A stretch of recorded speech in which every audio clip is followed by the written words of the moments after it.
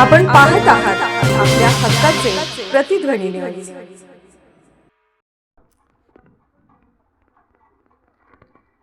इचलकरंजी रोडवर इचलकरंजी शहराला जोडणाऱ्या अधिक रस्ता म्हणजे यड्राव फाटा, तर सर्वाधिक वर्दळी असणाऱ्या यड्राव फाट्यावर वाहतूक कोंडी आणि वारंवार होणारे किरकोळ अपघात, मारामारी, 1-1.5 वर्षापूर्वी झालेला तो बहुचर्चित खुनाची घटना हे जणू नित्याचेच झाले होते।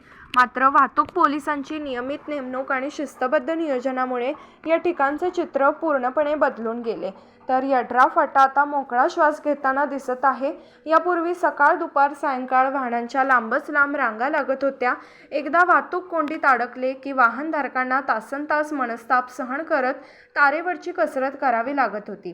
किरकोळ अपघातांची मालिकाही सुरूच होती।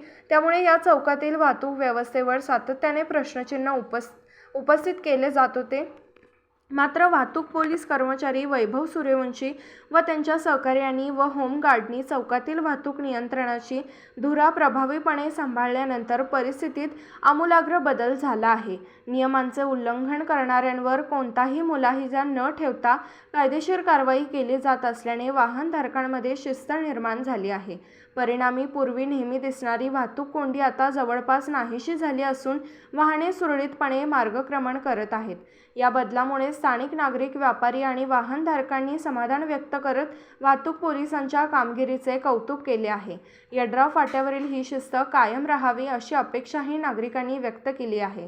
ब्युरो रिपोर्ट, प्रतिनिधी न्यूजसाठी यड्रावहून प्रतिनिधी हुसेन शेख। यड्राव फाट्यावरील ट्रॅफिक जाम, इतिहास जमा, नागरिकांमधून समाधान।